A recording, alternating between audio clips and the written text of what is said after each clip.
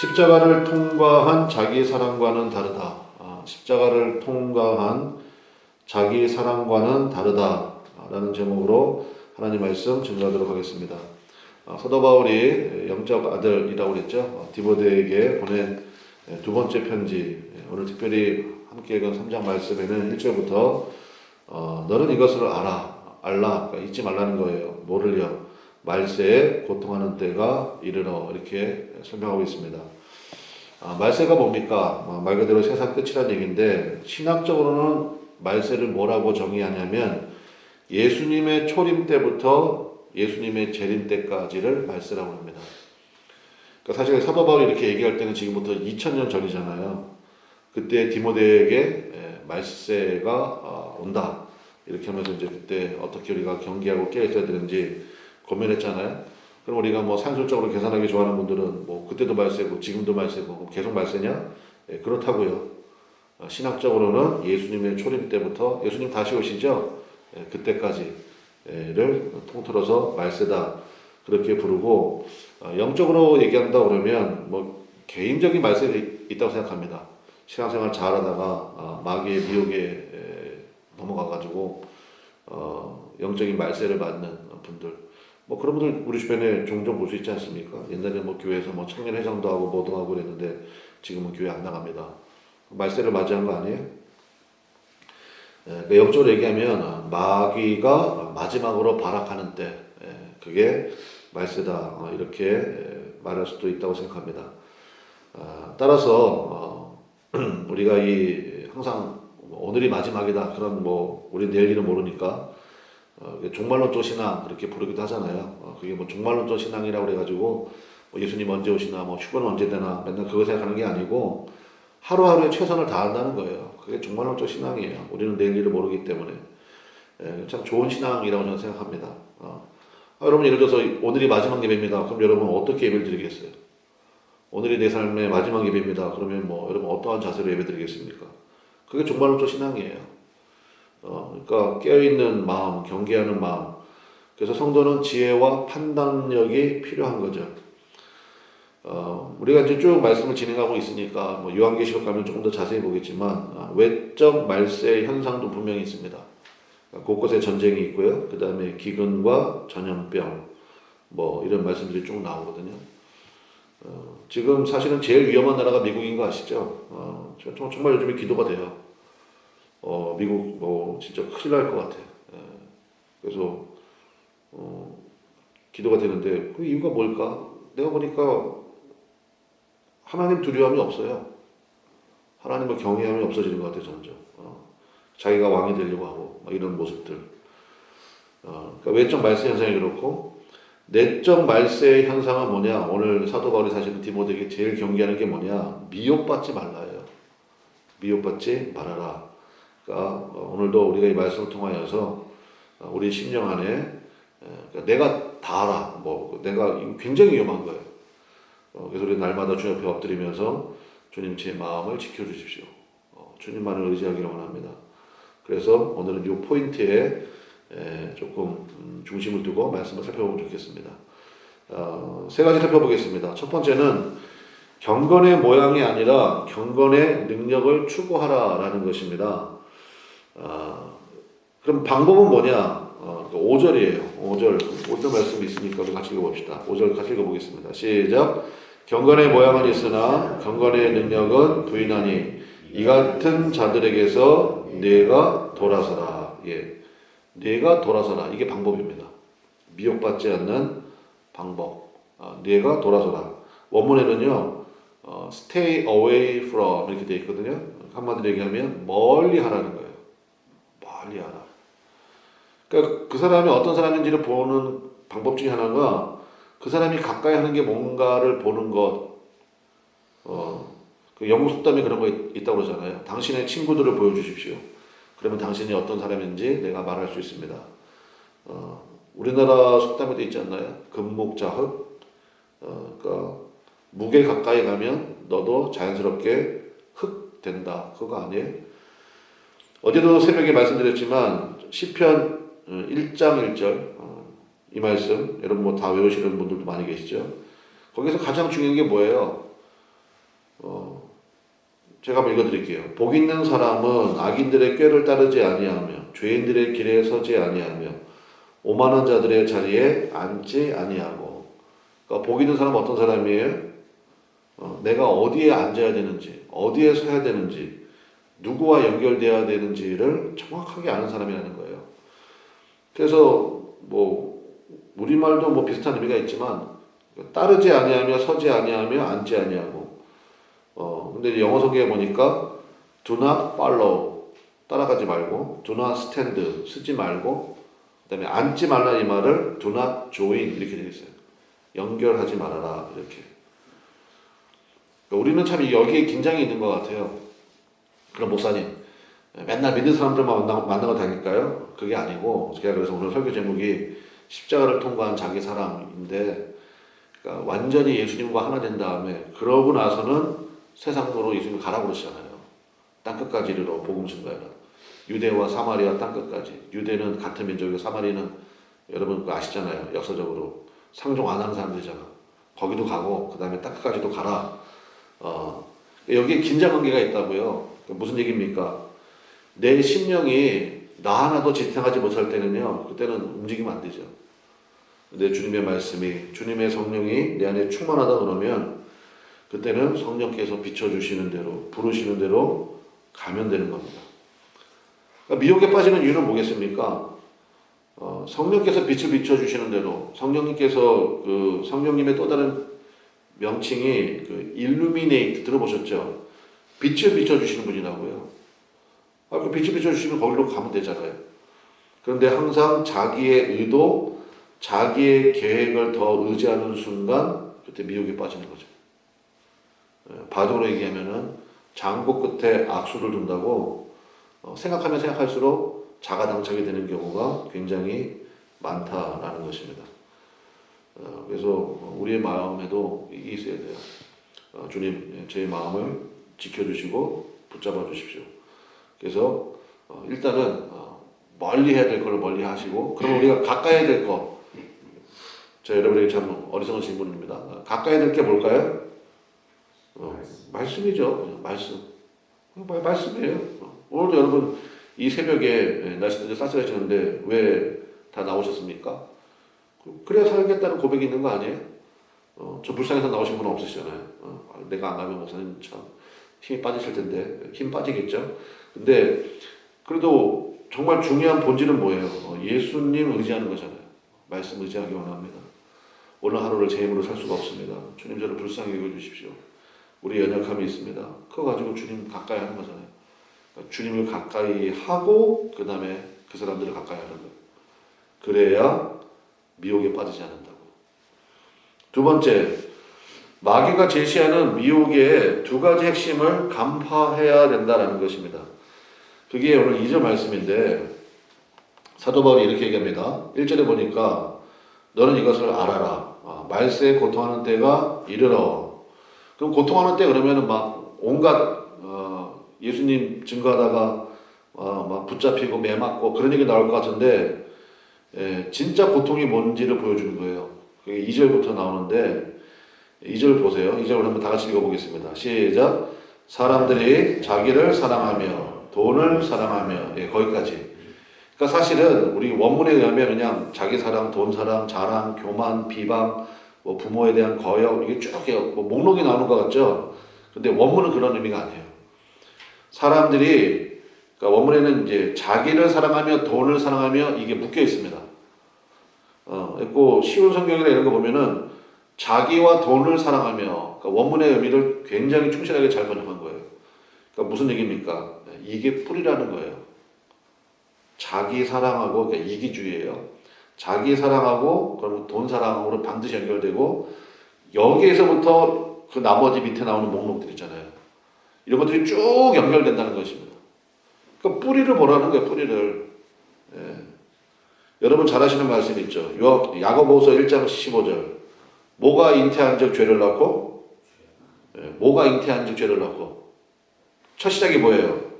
욕심이잖아요. 욕심이 잉태한 즉 죄를 낳고, 죄가 장성한 즉 사망을 낳느니라. 뿌리가 뭐예요? 욕심이라는 거예요.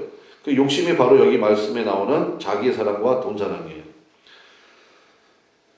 요즘에 이제 뉴스 같은 거 보면은 이거 이단들 뭐 통일교다 신천지다 이렇게 연결된 거 많이 나오잖아요.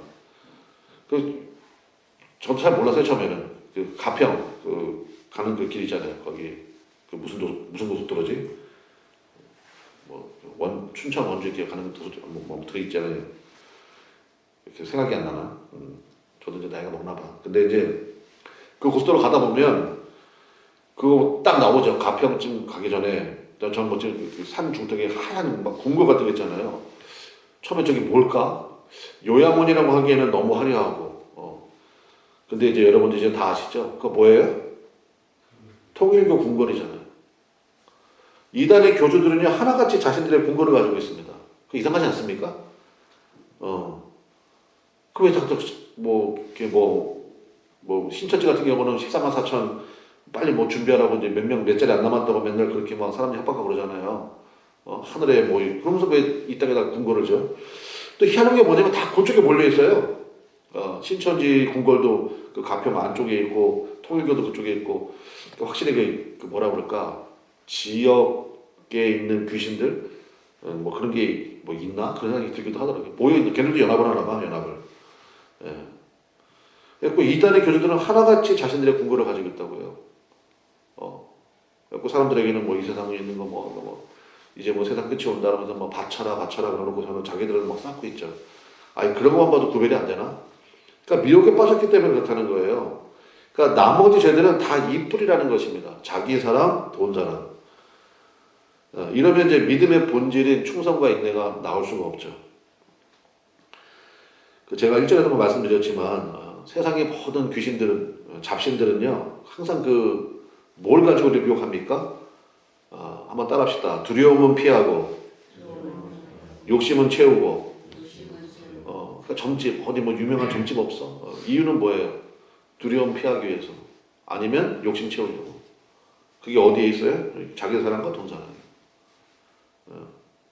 이제 11월 달 되면 또 수능 시험이 있고 대학 입시. 그리고 이제 점치는 사람들 무당들 한몫 잡는 시즌 왔잖아요. 수많은 사람들이 가요. 근데 믿기진 않지만 이 얘기는 안 하는 게 좋겠다. 어쨌든 그거 안 되잖아요. 그거 안 되잖아요. 그 사울아 성령으로 시작했죠. 하나님께서 기름 부어 세우셨으니까. 마지막에 뭐로 끝났습니까? 엔게디에 무당 찾아가잖아요. 무당 찾아가가지고 무당 의지하고 하는 그런 모습. 그러니까 뭐예요? 이제 갈 때까지 갔다는 거예요. 그러니까 여러분 나는 재미로 갔어요. 아니에요. 뿌리를 봐야 돼, 뿌리를. 그러니까 이제 그런 마음이 들 때 자기 스스로 깨달아야지. 내가 이제 갈 때까지 갔구나. 주님 나를 불쌍히 여주십시오. 했고 진짜 그분들은 멀리 해야 돼요. 네가 돌아서라. 이 권면 있잖아요. 5절에. 하나님 제가 돌아서기 원합니다. 깨달아야죠. 자가 진단이라는 게 다른 게 아니에요. 반면에 목사님 예수 믿는 사람들은 무조건 자기를 학대해야 됩니까? 그거 아니죠. 나는 죽고 예수로 사는 복음을 우리가 많이 외치잖아요. 내가 죽고 예수님으로 살기를 원합니다. 거기서 나가 뭡니까? 두려움 피하고 욕심 채우려고 하는 이 나예요. 옛사람의 본성이 나라고. 이건 죽어야죠. 옛사람은 죽어야지. 맨날 그냥 되지도 않는 지혜를 가지고 계산하고 따지고 뭐하고 그건 죽어야 된다고요. 두려움을 피하고 욕심 채우는 옛사람의 본성인 나는 죽고 뭐를 통과해야 됩니까? 십자가를 통과. 그러니까 예수님의 복음의 은혜, 복음의 능력을 통과한 나는요 새 사람이잖아요. 하나님의 렌즈로 바라보게 되는 나예요. 죽기까지 나를 사랑하시는 그 은혜. 그래서 우리 아까 찬송 불렀잖아요. 예수로 나의 구주 삼고. 이분의 고백이 얼마나 귀하고 놀랍습니까? 이러면은 제가 그분 좀 전기를 읽어봤는데 의사가 실수했대요. 실수해가지고 넣지 말아야 될 약을 먹이고 넣고 그래가지고 멀쩡하던 그 시력을 잊어버렸나 봐. 참 그게 그 인생을 얼마나 힘들게 한 겁니까? 그러면 이제 도대체 주님은 살아계십니까? 왜 나는 이렇게 불공평합니까? 공평하신 하나님이라고 그러면서 그럴 거 아니에요? 근데 이분의 고백도 보세요. 예수는 나의 구주 삼고 그 다음에 이 세상에서 오직 주님만을 바라보고 이분이 쓴 찬송이 뭐 어마어마한 찬송 많잖아요. 그 다음에 뭐 여러분 제일 좋아하는 것 중에 하나는 주의 음성을 내가 들으니 그 찬송. 이제 앞은 안 보이니까 주의 음성을 내가 들으니 사랑한다는 말이 있어요. 나 사랑하신대. 그 다음에 뭐 나의 갈 길 다가도록 예수 인도하시니 뭐 이런 찬송들. 그러니까 그런 것들 대할 때마다 우리 같은 예수님 있는데 왜 이렇게 차이가 나지? 그러니까 뭐를 가까이 하냐의 문제라니까요. 십자가를 통과한 예수님의 보혈의 능력을 통과한 새 사람 완전히 다른 거죠. 예수님께서 십자가에서 죽기까지 나를 사랑하셨다. 그게 복음 아닙니까? 그걸 깨닫게 되면 그 다음부터는 자연스럽게 충성과 인내가 나오는 거예요. 그러면서 그 통과한 사람들의 특징이 뭔지 아십니까? 자존감이 엄청 높아요. 자존심이 아니에요. 자존감이 무척 높아. 그래가지고 옆에서 뭐 별 얘기를 다 해도요, 흔들림이 없어요. 그래서 충성이 되고 인내가 되는 거지. 아니, 거기 값없이 너희를 사셨으니 할 때 값없이의 그 값없이가 굉장히 중요한 단어 아니에요? 여러분 예를 들어서 무슨 뭐 이렇게 마트나 이런 데 가가지고 가면 입구 앞에 뭐 공짜입니다. 뭐 1+1입니다 해가지고 값없이 가져가세요 하는 그 값없이는 영어로 얘기하면 프리잖아요. 프리. 공짜야 그냥. 하나 사면 하나 더 껴주고 뭐 이런 거. 근데 성경이 예수님의 보혈로 너희를 값없이 사셨다 할 때 값없이는 뭐예요? 영어 성경에는 priceless라고 나오던데 뜻이 뭔게요? 값을 매길 수가 없음.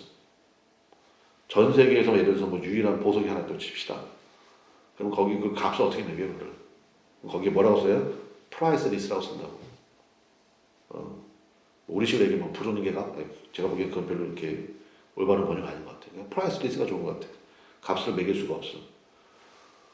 아니, 여러분 생각해보세요. 하나님께서요, 예수님을 내주고 나를 잡았다고. 여러분이 어떤 물건을 살 때 이거 10,000원이에요. 그러면 여러분 따질 거 아니야. 쿠팡으로 사면은 8,000원인데, 그럼 안 사잖아. 여러분의 가치는 뭐예요? 예수님이에요, 예수님. 여러분과 예수님을 하나님이 등가로 놓으신 거라고. 예수님 내주고 여러분 잡았잖아요. 그거를 깨닫는 순간 완전 달라지죠. 세상을 바라보는 관점도 달라지고 어떠한 고난이 온다 할지라도 그 주님 의지하고 그냥 태어나서 6개월 만에 돌팔이 같은 의사가 내 눈에 이상한 거 넣어가지고 평생을 안 못 보는 시각장애로 살지만 그래서 굉장히 처음에는 힘들었죠. 근데 복음의 인도자들을 만나고 같이 기도해 주는 사람들 만나고 그리고 예수님의 사랑을 만나고 나니 이야 이게 왜 은혜인가. 그래서 십자가를 통과한 자기 사랑이 돼야 되죠. 특징이 뭐라고요? 충성과 인내가 되고요. 그 다음에 자존감이 높아요. 옆에서 누가 뭐라고 뭘 가지고 시비를 걸어도요. 그거 가지고 흔들리지 않아요. 왜냐? 하나님께서는 나에게 가장 좋은 것을 주셨기 때문에. 하나님은 나에게 가장 좋은 것을 주셨기 때문에. 우리 한번 따라합시다. 하나님 아버지께서는 나에게 뭘 주셨다고요? 가장 좋은 것이었어요. 가장 좋은 남편을 주셨고, 가장 좋은 아내를 주셨고, 가장 좋은 자녀들을 주셨고, 가장 좋은 교회를 주셨고, 가장 좋은 성도들을 주셨고, 그렇게 바라보게 된다라는 것입니다. 그러면요, 마귀가 할 게 없어요. 아니, 예수님 붙들고 일단 두려워하지 않고, 나의 모든 것을 주님께서, 그래서 뭐 재수 없어서 이런 게 아니에요. 주님의 은혜 가운데, 욥기가 사실 그 얘기 아니에요, 전체가. 주시는 분도 하나님이시고, 취하신 분도 하나님이시다. 그 고백만 계속 그냥 진짜 앵무새처럼 욥이 했으면, 욥기는 굉장히 짧았을 거예요. 그리고 하나님이 봤지? 이게 내가 사랑하는 욥이야. 이렇게 답하면 끝났을 거예요. 근데 나중에 욥이 친구들이 막 들쑤시니까 그래 내가 진짜 망하는 건 내가 오케이. 근데 이유나 좀 알면 좋겠다 해가지고 그 이유 찾는다는 거 아니야? 이유? 여러분 이유 찾는 순간 굉장히 인생이 복잡해지는 거예요. 요셉이 이유 찾아서 봐요. 도대체 우리 형들은 왜 그러는 거야 도대체. 인간들이야. 그래서 계속 이유 찾기 시작하면요. 그 다음에 진보가 없어요. 아무것도 못해. 그래서 제가 예전에 한번 설교했었잖아요. 예수 믿는 사람들은 왜를 묻지 말고 어떻게를 물어야 된다. 여러분 인생에도 마찬가지예요. 하나님 나에게 가장 좋은 걸 주셨다. 지금 나에게는 보디발 집에 종으로 있는 게 가장 좋은 모습이야. 근데 여기서 뭐 해야 되지? 열심히 해야 되겠다. 그래서 열심히 했겠죠. 처음에는 뭐 굉장히 꾸사하게 먹었겠지. 말귀도 못 알아들으니까. 언어도 배워야 될 거 아니에요. 매도 많이 맞았을 거야. 성경 나오진 않지만. 근데 그걸 극복해내잖아요. 왜요? 자존감이 굉장히 높거든. 나를 여기에 누가 보내셨어요? 하나님 보내셨잖아. 형들이 판 게 아니에요. 그러니까 나중에 형들 만났을 때 남의 눈에 눈물 나면 네 눈에는 피눈물 나는 거 인생의 원리인 거 알지? 그러면서 뭐 보복하고 그래요? 아니잖아요. 형님들 덕분에 이렇게 얘기하잖아요. 그러니까 여러분 잊지 마시라고요. 마지막 세 번째는 뭐냐? 거짓 선생들을 조심하라라는 것입니다. 그래서 6절에 보면은 어리석은 여자라고 나오는데 6절 보세요. 그들 중에 남의 집에 가만히 들어가 어리석은 여자를 유인한 자들이 있으니 그 여자는 죄를 중히 지고 그다음 뭐라고 되어 있습니까? 여러 가지 욕심에 끌린 바들. 이게 나오죠. 욕심이나 욕심. 욕심이 결국 문제예요. 근데 여기서 이제 신학적으로는요, 이 어리석은 여자를 교회로 해석합니다. 교회.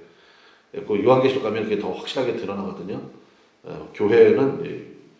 여자는 교회를 상징하는 그런 의미가 되는데, 이거 교회도 마찬가지라는 거예요. 결국 욕심에 끌린 바 되면, 그럼 어떤 일이 벌어지냐? 7절. 우리 같이 읽어보겠습니다. 시작. 항상 배우나 끝내 진리의 지식에 이를 수 없느니라. 배우긴 열심히 배워.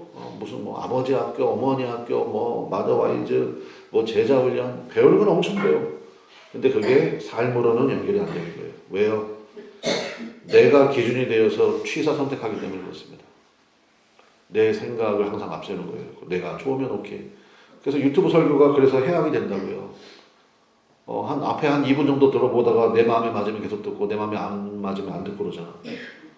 근데 또 뭐 그럴 수밖에 없는 거 아니에요?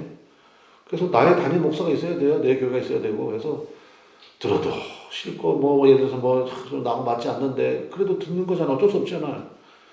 듣다 보면 그 누가 깨져요? 내가 깨지지. 그렇잖아요. 여러분이 뭐 저를 변화시킬 수 있겠어요? 변화될 수도 있지. 근데 어쨌든 우리 말씀 선포하고 그러는 거 아니에요? 그리고 내가 깨지는 거로 내가 깨지는 거. 그러니까 유튜브 설교라 듣고 이제 뭐 가나안 성도라고 그러잖아요. 나중에 괴물 돼요, 괴물. 자기가 굉장히 강해진다고. 자원이 깨져야 되는데. 그래서 그 예로 8절 보세요. 두 사람 예를 들잖아요. 그러니까 디모데후서에는 특별히 이제 신령들이 굉장히 거론이 많이 된다 그랬죠. 얀네와 얌브레. 이 사람들 누구냐? 모세 시절에 출애굽 때 그 모세를 대적했던 마술사들 이름이에요. 그러니까 유대 전승 가운데는 이 사람들 이름이 나왔었나 봐요. 여기 얀네와 얌브레 이렇게 이름도 나오잖아요. 근데 이게 얼마나 멍청하냐면 모세가 이제 뭐 이렇게 강계 입하수 도관 감장 몇 가지 하잖아요. 근데 이 마술사들이 그거를 막아요, 따라해요. 따라하잖아. 그러면 재앙이 줄어들어요, 증폭돼요. 증폭되죠. 그러니까 이렇게 멍청하다고. 그러니까 마귀들이 하는 일은 사실 뭐 보면은 여러분 뭐 신천지나 토요일 얘기 들으면 적을 믿는다 그런 거 없어요? 근데 거기 넘어가죠 사람들이. 미혹되면 이렇게 무서운 거야 사람들이. 미혹되면 정신 차려야 된다고. 마귀 이렇게 멍청한 거예요. 아니 그걸 막아야지. 그걸 따라하면 어떡해. 그럼 재앙이 증폭이 되지. 그 정도로 생각이 없어요. 근데 그걸 따라하잖아요. 예. 말씀의 결론 맺겠습니다. 그래서 9절. 9절 같이 읽어보겠습니다. 시작. 그들이 더 나아가지 못할 것은 저 두 사람이 된 것과 같이 그들의 어리석음이 드러날 것임이라. 아멘. 결국은 그들의 어리석음이 어떻게 됩니까? 드러난다는 거예요. 그래서 두세 사람이 예수님의 이름으로 모여야 돼요. 그러면 거기에 세상 말 맞다나 들통나거든. 뽀록 난다고 그러잖아. 실력이 드러나요. 공동체 속에 집어넣으면. 실력은 인격이기 때문에 속일 수가 없습니다. 한두 번은 속일 수 있지. 근데 1년은 속일 수는 없어요.